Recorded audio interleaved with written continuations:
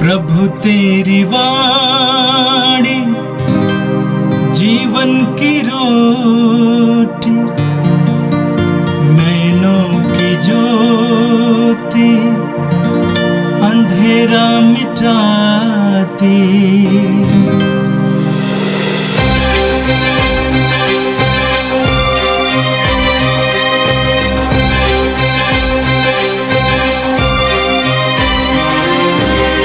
प्रभु तेरी वाणी जीवन की रोटी, नैनों की ज्योति अंधेरा मिटाती।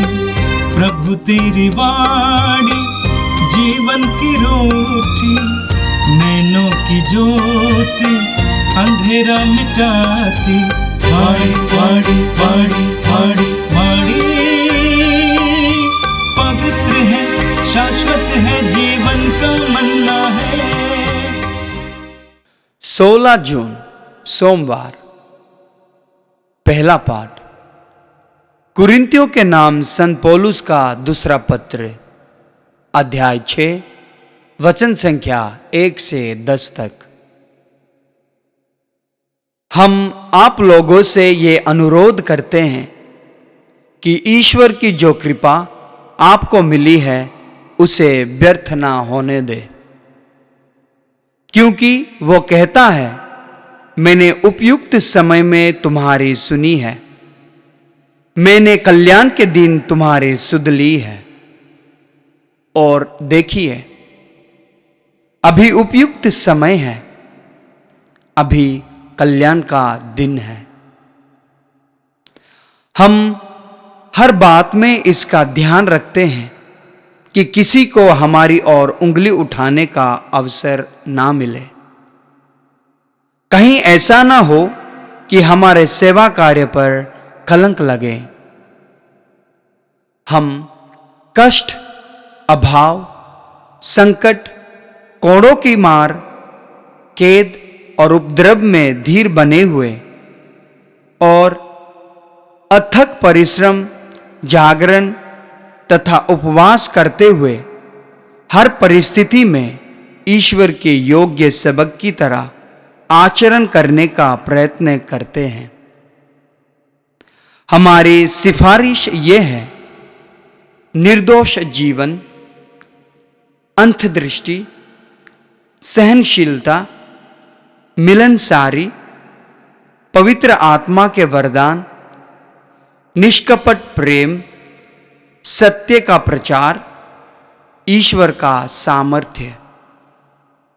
हम दाहिने और बाएं हाथ में धार्मिकता के शस्त्र लिए संघर्ष करते रहते हैं। सम्मान तथा अपमान, प्रशंसा तथा निंदा, ये सब हमारे भाग्य में है। हम कपटी समझे जाते हैं, किंतु हम सत्य बोलते हैं। हम नगण्य हैं, किंतु सब लोग हमें जानते हैं। हम मरने को है, किंतु हम जीवित हैं। हम मार खाते रहते हैं, किंतु हमारा वध नहीं होता। हम दुखी हैं, फिर भी हम हर समय आनंदित हैं। हम दरिद्र हैं, फिर भी हम बहुतों को संपन्न बनाते हैं। हमारे पास कुछ नहीं है, फिर भी सब कुछ हमारा है। ये प्रभु की वाणी है। संत मत्ती के अनुसार पवित्र सुसमाचार अध्याय 5 वाक्य 38 से 42 तक। ईसा ने कहा, तुम लोगों ने सुना है कि कहा गया है, आँख के बदले आँख और दांत के बदले दांत। परंतु मैं तुमसे कहता हूँ, दुष्ट का सामना नहीं करो। यदि कोई तुम्हारे दाहिने गाल पर थप्पड़ मारे तो दूसरा भी उसके सामने कर दो। जो मुकदमा लड़कर तुम्हारा कुर्ता लेना चाहता है, उसे अपनी चादर भी ले लेने दो। और यदि कोई तुम्हें आधा कोस बेगार ले जाए तो उसके साथ कोस भर चले जाओ। जो तुमसे मांगता है उसे दे दो, और जो तुमसे उधार लेना चाहता है उससे मुंह ना मोड़ो। ये प्रभु का दिव्य सुसमाचार है। क्रिस्त प्रभु की जय। मेरे प्रिय भाई और बहनों, आज का पहला पाठ कुरिन्थियों के नाम संत पौलुस के दूसरे पत्र के अध्याय 6 से लिया गया था। संत पौलुस अपना उदाहरण देते हुए एक सच्चे मसीही सेवक सेविका या मसीही के गुणों के बारे में वर्णन करते हैं। आपने पाठ में सुना, पौलुस कहते हैं आपको ईश्वर की जो कृपा मिली है उसे व्यर्थ ना होने दें। आपको ईश्वर की जो कृपा मिली है उसे व्यर्थ ना होने दें। ईश्वर ने हम में से हर एक को अलग अलग प्रकार के वरदान दिए हैं। ईश्वर से हमें कई प्रकार की कृपाएं मिली हैं। इन कृपाओं को व्यर्थ नहीं जाने देना पौलुस कहते हैं। इन कृपाओं और वरदानों का सदुपयोग करना और इनके द्वारा अच्छे फल उत्पन्न करना हर एक मनुष्य का परम कर्तव्य है। पौलुस कहते हैं ये कल्याण का समय है। आज का दिन कल्याण का समय है। कल के बारे में आप नहीं जानते हैं। इसलिए हर विश्वासी को इस सत्य को जानना चाहिए कि हम आज के हकदार हैं। आज तक हमने ईश्वर के सामने कैसा जीवन जिया है, ईश्वर के द्वारा प्रदत्त वरदानों का कैसे उपयोग किया है। आगे संत पौलुस कहते हैं हम हर बात में इसका ध्यान रखते हैं कि किसी को हमारी ओर उंगली उठाने को अवसर ना मिले। कहीं ऐसा ना हो कि हमारे सेवा कार्य पर कलंक लगे। हर मसीही, हर विश्वासी यीशु के साक्षी बनने के लिए बुलाया गया है। यीशु का साक्षी बनना, यीशु के सुसमाचार के साक्षी बनना हमारा कर्तव्य है। पौलुस कहते हैं साथ ही साथ दूसरों के लिए बुरा उदाहरण ना बनना, यह भी हमारी जिम्मेदारी है। हम सुसमाचारी जीवन ना जिए, यीशु के साक्षी ना बने, तब भी हम दूसरों के लिए बुरे उदाहरण ना बने, ये हमारी जिम्मेदारी है। लोग हमारी ओर उंगली ना उठाएं। हम माता पिता हैं, भाई बहन हैं, अगुआ हैं, धर्म गुरु हैं। हम में से हर एक की जिम्मेदारी है कि लोग मेरी ओर उंगली ना उठाएं, मेरे अंदर बुरे उदाहरण ना देखें। बच्चे माँ बाप के अंदर बुरे उदाहरण देखेंगे, उनका अनुपालन करेंगे। धर्म गुरुओं के अंदर बुरे उदाहरण देखेंगे तो लोग उनका सम्मान नहीं करेंगे। हर एक व्यक्ति को, हर एक मसीह, हर एक विश्वासी को दूसरों के लिए अच्छा उदाहरण बनना जरूरी है। आगे पौलुस की बात सुनिए।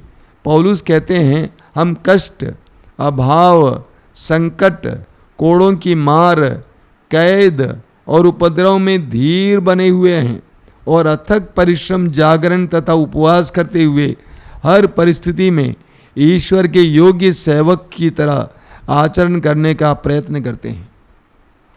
हम सभी जानते हैं, प्रेरित चरित्र में हम पढ़ते हैं कि पौलुस को कैसे कैसे कष्टों का सामना करना पड़ा, कैसे कैसे अत्याचार का सामना करना पड़ा। पौलुस को कितनी बार कोड़े लगाए गया। पौलुस कितने दिन बिना खाए रह गए, कितनी रातें बंदी गृह में बिताए। इन सारे कष्टों के बावजूद पौलुस अपना उदाहरण देते हुए कहते हैं हम धीर बने हुए थे, ताकि हम आपके लिए बुरे उदाहरण ना बने। दुख कष्टों के सामने हम धीर बने हुए थे और हर परिस्थिति में, चाहे हमारे लिए अनुकूल परिस्थिति हो, प्रतिकूल परिस्थिति हो, हमने पूरा प्रयत्न किया कि हम ईश्वर के, यीशु के सच्चे सेवक हैं। इसका हमने आपके ऊपर, आपके सामने उदाहरण पेश किया है। आगे पौलुस कहते हैं हमारी सिफारिश है, क्या है? निर्दोष जीवन, अंतर्दृष्टि, सहनशीलता, मिलनसारी, पवित्र आत्मा के वरदान, निष्कपट प्रेम, सत्य का प्रचार, ईश्वर का सामर्थ्य। पौलुस कहते हैं कि हम चाहते हैं कि आप लोगों में एक गुण हो। सबसे पहले निर्दोष जीवन, आपका जीवन निर्दोष हो, पाप रहित हो, निष्कपट हो, आपका जीवन निष्कपट हो, कपटपूर्ण ना हो, निर्दोष जीवन, अंतर्दृष्टि।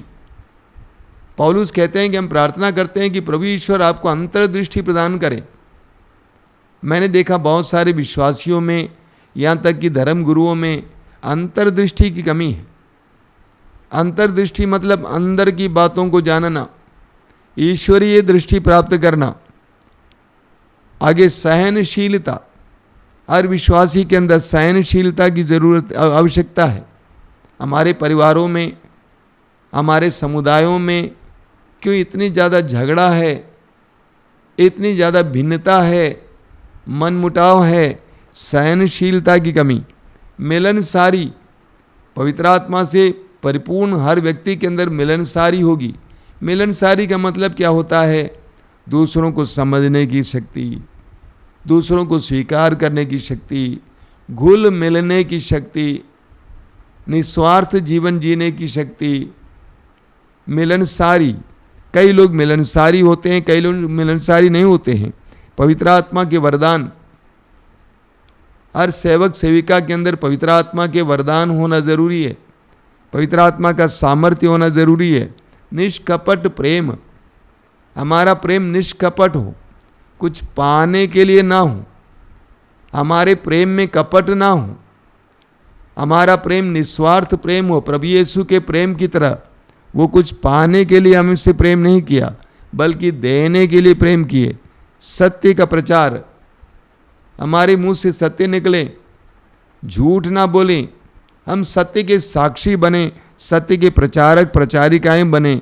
और ईश्वर का सामर्थ्य, ईश्वर की संतान में ईश्वर का सामर्थ्य होना चाहिए। यीशु में ईश्वर का सामर्थ्य था।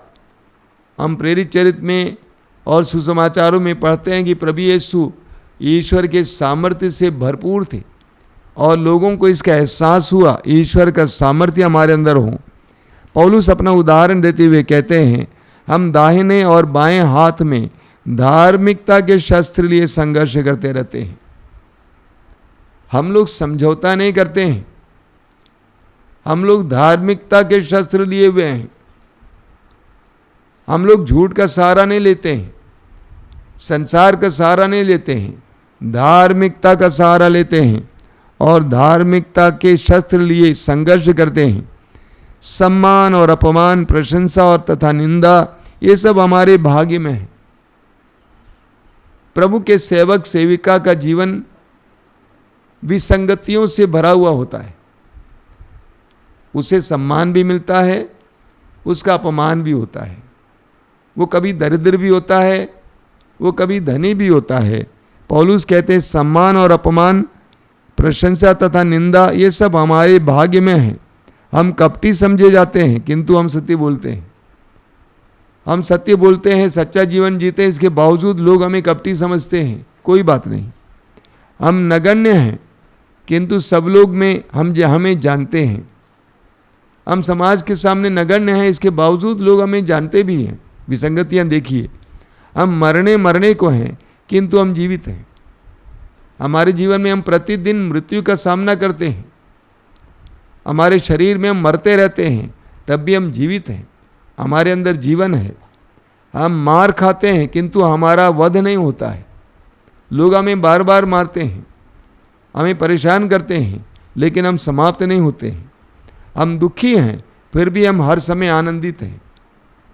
एक विश्वासी, एक मसीही और एक सेवक सेविका के अंदर ये सब होता है, विसंगतियाँ। हम दुखी हैं, हमारे जीवन में कई प्रकार के दुख हैं, लेकिन तब भी हम आनंदित हैं, हर समय आनंदित हैं। हम दरिद्र हैं, हमारे पास कुछ नहीं है, पैसा नहीं है, सांसारिक चीज़ें नहीं हैं, हम दरिद्र हैं, फिर भी हम बहुतों को संपन्न बनाते हैं। हमारे द्वारा इतने सारे लोग कृपाएं प्राप्त करते हैं, हालांकि हम लोग दरिद्र हैं। देखिए, हमारे पास कुछ नहीं है, फिर भी सब कुछ हमारा है। एक सेवक, प्रभु के सेवक का मनोभाव देखिए। पौलुस से हमें सीखने की आवश्यकता है। पौलुस कितने कष्ट झेले, कितनी पीड़ाएं झेले, पौलुस के जीवन में कितनी परेशानियां थी, इसके बावजूद पौलुस कहते हैं हम जीते हैं, हम आनंदित हैं, हम धनी हैं। एक सच्चा सेवक, यीशु का सेवक सेविका, एक सच्चा शिष्य इस तरह होता है, दुख कष्टों के बावजूद अपने में आनंदित, अपने को धनी मानने वाला, अपने को सम्मानित मानने वाला, क्योंकि हम जानते हैं कि ईश्वर की दृष्टि में हम सच्चे हैं, ईश्वर की दृष्टि में हम धनी हैं, ईश्वर की दृष्टि में हम आनंदित हैं। और आज का सुसमाचार संत मत्ती के सुसमाचार के अध्याय 5 से लिया गया था। आज के सुसमाचार भी आपने सुना, प्रभु यीशु हमें प्रतिकार लेने के बारे में समझाते हैं। सुसमाचार में प्रभु ने कहा कि मैं संहिता को पूर्ण करने आया हूं, पुराने विधान में दिए गए नियमों का उल्लंघन करने नहीं, भंग करने नहीं, बल्कि उसको पूर्ण करने आया हूं। और इन दिनों हम सुसमाचारों में सुन रहे हैं कि प्रभु यीशु व्यभिचार के बारे में नई व्याख्या देते हैं, हत्या के बारे में नई व्याख्या देते हैं, धार्मिकता के बारे में नई व्याख्या देते हैं, और आज प्रभु प्रतिकार लेने के बारे में व्याख्या देते हैं। प्रभु कहते हैं तुम लोगों ने सुना है कि कहा गया है आंख के बदले आंख और दांत के बदले दांत। निर्गमन ग्रंथ के अध्याय 21 उसके वाक्य 24 में हम पढ़ेंगे। वहाँ यहूदियों को, इस्राएलियों को बताया गया कि आंख के बदले तुम आंख ले सकते हो। एक दांत किसी ने तुम्हारा गिराया तो तुम उसके एक दांत गिरा सकते हो। लेकिन प्रभु यीशु क्या कहते हैं? प्रभु कहते हैं परंतु मैं तुमसे कहता हूं दुष्ट का सामना नहीं करो। प्रभु यीशु कहते हैं दुष्ट का सामना नहीं करो। ये एक आम शिक्षा है। हमें दुष्ट का सामना नहीं करना चाहिए। दुष्ट का सामना करके ना आप जीतेंगे, ना आप उसको हरा पाएंगे। एक दुष्ट कौन होता है? जिसके अंदर कोई नैतिकता नहीं होती है, जिसके अंदर कोई नैतिकता नहीं होती है, संवेदना नहीं होती है, जिसका हृदय कठोर है। ऐसे व्यक्तियों का सामना नहीं करना चाहिए। कुछ लोग इतने हिम्मती होते हैं, बोलते कि हम सामना करेंगे। ये आपके लिए लाभप्रद नहीं होगा। प्रभु यीशु कहते हैं जो दुष्ट होते हैं, जिनके हृदय कठोर होते हैं, जिनके अंदर कोई नैतिकता नहीं होती है, ऐसे लोगों का सामना मत करो। आगे प्रभु यीशु कहते हैं कि प्रतिकार नहीं करना चाहिए। आज सारा संसार प्रतिशोध और प्रतिकार में जल रहा है। एक व्यक्ति दूसरे व्यक्ति के साथ कुछ करता है, उसका परिवार उसमें इन्वॉल्व हो जाता है। एक ने उसको मारा, उसका बेटा इसको मारता है। पीढ़ी दर पीढ़ी वो प्रतिशोध बना हुआ रहता है, वो दुश्मनी बनी हुई रहती है। उसने मेरे पिता के साथ ऐसा किया, मैं उसके परिवार के साथ ऐसा करूँगा। देश देश के बीच में, परिवार परिवार के बीच में, संप्रदाय संप्रदाय के बीच में, घर घर के बीच में, व्यक्ति व्यक्ति के बीच में आज प्रतिशोध हो रहा है। आज सारा संसार प्रतिशोध में जल रहा है। हमारे सामने आज बहुत सारे उदाहरण हैं। धन किस तरह से बर्बाद किया जा रहा है, केवल प्रतिशोध में। उसने ये किया, मैं ये करूँगा। हमें बराबर प्रभु से प्रार्थना करने की आवश्यकता है कि ऐसा समय ना आवे कि पूरा संसार नष्ट हो जाए। तो आज संसार प्रतिशोध में जल रहा है। ऐसे परिवेश में प्रभु यीशु हमें सिखाते हैं कि हिंसा को रोकने के लिए हमें क्या करना चाहिए, हम कैसे हिंसा को रोक सकते हैं। प्रभु कहते हैं यदि कोई तुम्हारे दाहिने गाल पर थप्पड़ मारे तो दूसरा भी उसके सामने कर दो। अक्सर क्या होता है, कोई थप्पड़ मारता है, आप भी उसे थप्पड़ मारते हैं। यानी प्रतिकार का सिलसिला बना हुआ रहता है, हिंसा का सिलसिला बना हुआ रहता है। प्रभु कहते हैं हिंसा के सिलसिले को वहीं रोक दो। तुम कैसे रोक सकते हो? यदि कोई तुम्हारे दाहिने गाल पर थप्पड़ मारे तो दूसरा भी उसके सामने कर दो, खत्म, हिंसा समाप्त। वरना ये सिलसिला बना रहेगा, ये श्रृंखला बनी रहेगी। आगे प्रभु कहते हैं जो मुकदमा लड़कर तुम्हारा कुर्ता लेना चाहता है तो उसे अपनी चादर भी दे दो। अगर कोई जबरदस्ती मुकदमा लड़कर लेना चाहता है, यानी तुमसे ये जबरदस्ती कर रहा है, जबरदस्ती तुमसे कुछ छीनने का प्रयास कर रहा है और वो दुष्ट है, तुम जानते हो, तो दे दो, खत्म बात। आगे, और यदि कोई तुम्हें आधा कोस बेगार में ले जाए तो उसके साथ कोस भर चले जाओ। वो जबरदस्ती तुम्हें ले जा रहा है कहीं, आगे चलो। जो तुमसे मांगता है जबरदस्ती, उसे दे दो। जो तुमसे उधार लेना चाहता है जबरदस्ती, उसे मुंह ना मोड़ो। इसके द्वारा प्रभु यीशु क्या कहना चाहते हैं? प्रभु स्पष्ट शब्दों में बताना चाहते हैं कि तुम्हें हिंसा का माध्यम नहीं बनना चाहिए। तुम सह लो, लेकिन तुम प्रतिकार ना करो, प्रतिशोध ना लो। और यीशु ने ये न केवल अपने शब्दों के द्वारा हमें समझाया है, बल्कि अपने कार्य के द्वारा भी समझाया। यीशु के ऊपर जो अत्याचार कर रहे थे, यीशु ने उन्हें कोसा नहीं, उन्हें श्राप नहीं दिया। हम लोग क्या करते हैं, कुछ नहीं कर सकते, कम से कम श्राप दे देते हैं, कोसते हैं। यीशु ने उन्हें कोसा नहीं, श्राप नहीं दिया, बल्कि यीशु ने उनके लिए प्रार्थना की, हे पिता, इन्हें क्षमा कर दे, क्योंकि ये नहीं जानते हैं कि ये क्या कर रहे हैं। प्रभु ने न केवल शब्दों के द्वारा हमें समझाया कि प्रतिकार नहीं लेना चाहिए, प्रतिशोध नहीं रखना चाहिए, बल्कि प्रभु ने अपने जीवन के द्वारा ये प्रकट किया कि तुम्हें ऐसा ही करना चाहिए। अगर तुम पर लोग अत्याचार करते हैं, दुष्ट हैं, ग्रहण करो, उनके लिए प्रार्थना करो कि प्रभु उनके मन को बदल देना। ए ईश्वर, उनके मन को बदल देना, उनके जीवन को बदल देना, उनको अन्य लोगों पर इस तरह कार्य करने ना देना। आइए हम प्रार्थना करें। प्रभु यीशु, धन्यवाद देते हैं आज के दोनों पाठों के लिए, पौलुस के उदाहरण के लिए और आपके उदाहरण के लिए। प्रभु, इस समय हम प्रार्थना करते हैं, तेरे पवित्र वचनों का आदर करते हुए तेरे पवित्र वचनों का पालन करने के लिए हमें कृपा दीजिए। जीवन के हर एक परिस्थिति में तेरे साक्षी बने रहने के लिए हमें कृपा दीजिए। ये प्रभु यीशु, इन वचनों को सुनने वाले मेरे भाई बहनों को आशीर्वाद देना। आज का संपूर्ण दिन उनके लिए आशीष का दिन बने। हमारी इस प्रार्थना को ग्रहण कर, आमीन। प्रभु तेरी वाणी जीवन की रोटी, नैनों की ज्योति अंधेरा मिटाती। वाणी वाणी वाणी वाणी वाणी पवित्र है, शाश्वत